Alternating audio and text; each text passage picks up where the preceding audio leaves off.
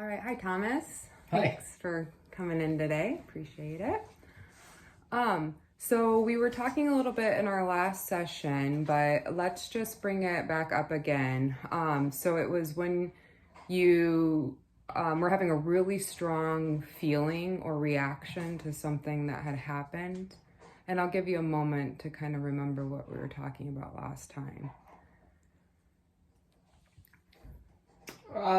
Yeah, we were talking about when I was having strong reactions, like feelings of anger, I guess is how I would describe it. Yeah, what was it that happened again? When I'm putting my kids to bed. Yes, that's right. Yeah. So just can you talk a little bit more about so yes, the putting the kids to the bed, that's how could I forget? So what sort of thoughts were you thinking in these times when they're revolting and not wanting to go to bed? I guess my thoughts are more um they're probably more about myself, about like I'm probably most of the time associating with my own suffering, how I want them to go to sleep because I don't want, because our bedtime routine is I'll sit in the room with them until they're asleep, and most of the time I can feel myself getting angry because I feel like I'm missing out on something. I'm in this room for too long, and what else could I be doing? I have things that I need to be doing. I can totally relate to that as And a of parent course, myself. Yeah. And there's some things there's some thought of their well-being, of course, too, but after once I can look at it in hindsight, after I've calmed down, I realize that most of it is more of a selfish feeling of I'd rather be doing something else. Sure. So the thought is that I don't want to be here. I've already been in here too long. Right. And for their well-being, they should be in bed. Yeah. So then you talked a little bit about the anger, but can you talk to me more about like the feelings? So those thoughts are happening, and then they're kind of leading to some feelings. Anger for sure, which makes sense. Yeah, anger. I mean, impatience isn't really a feeling, I don't think, but I think you could feel impatient or just maybe frustrated. yeah, frustrated. And maybe a little bit of guilt at the same time. So when you're having these feelings of anger, and you said guilt too, how are you responding to the kiddos? Like what sort of things are? I usually start to raise my voice and yell to get their attention. Say it feels like they're ignoring what I'm telling them to do, which is just go to sleep. Put your head on your pillow, close your eyes, and lots of times they're just resistant to it. I mean, I know they'll go to sleep eventually, but it doesn't stop me in the moment from getting angry. And yeah, raising my voice, I guess, is the main thing in yelling. So can I ask you, if the kids aren't going to sleep and you've asked them to, what do you think that says about you, like as a parent? I guess, how do you mean?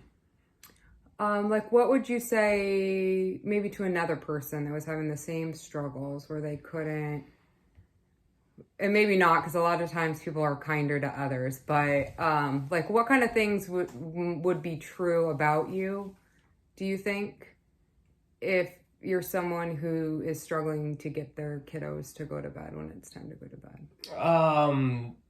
I guess I would think, and this is part of the feelings that I have too, is that they are listening to me Because they don't respect me, I guess, as a like that's a feeling that I Okay. get. That's like Sure. I would say like a background feeling. Okay. And if your kids don't respect you, what would that mean about you as a person? That I'm not a good parent because I haven't established a relationship where I've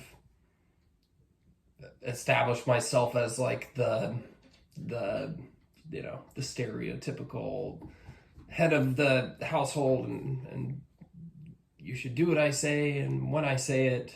Sure.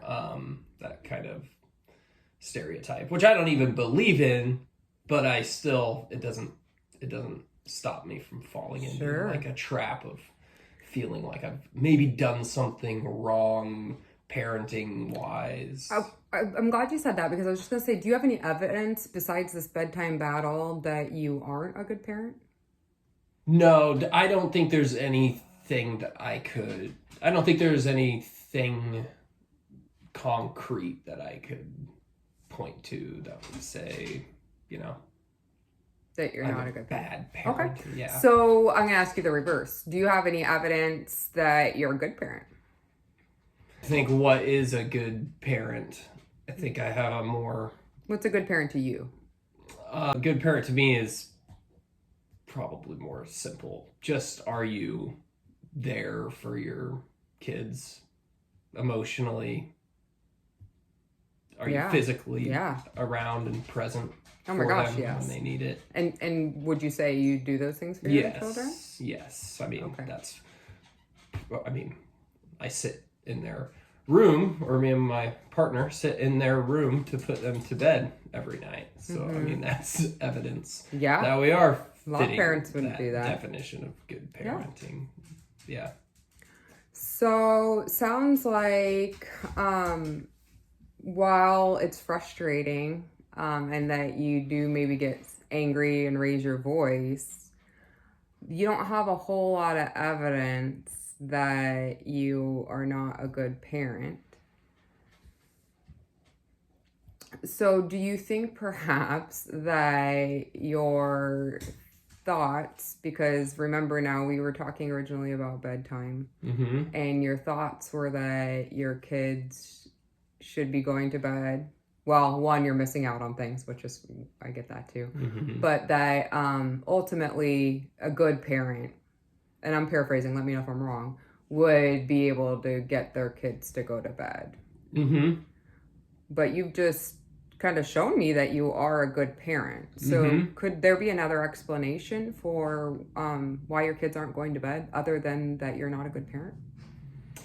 That really does help me think about it in a different way, because another thought that I have a lot during these times where I'm getting upset is that we don't, when they get home from school, a lot of the times it's like we're just kind of rushing as a family to get things ready, making dinner and then like taking a tubby and then brushing teeth, having some downtime, and then time for bed. So I do think sometimes, or do I wonder if it really is just an opportunity for them drawing out the bedtime routine is maybe them subconsciously or even consciously just like prolonging the amount of time that we're spending together, which is, I mean, when I think about it, it helps put a positive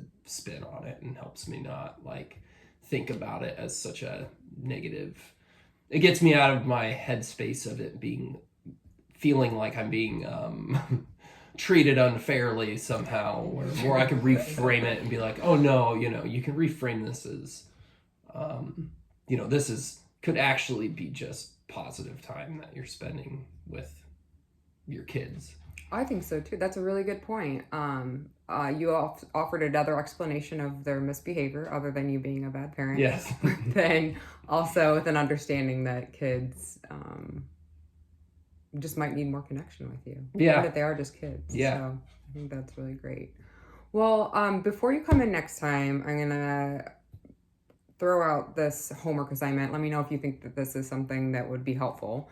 But for the bedtime routine, it sounds like maybe having more time together is something that could be helpful since it's very chaotic, maybe after school, from what I was hearing. You got a lot of activities.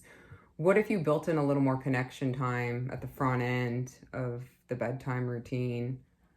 Do you want to try that out? Oh yeah, that is definitely doable and something that I've thought of before, so I'm glad to get it as a homework assignment. Sure, because it's hard to put into. It's easy to have the thought, but a little harder to like put into practice, and also just recognizing that like, well, I'm tired from working all day. They're tired from being in school all day, but having it as a goal of something to try to fit in more before I come in next, I think is doable. Great. All right. Well, I can't wait to hear how that works out for you. Oh, thank you.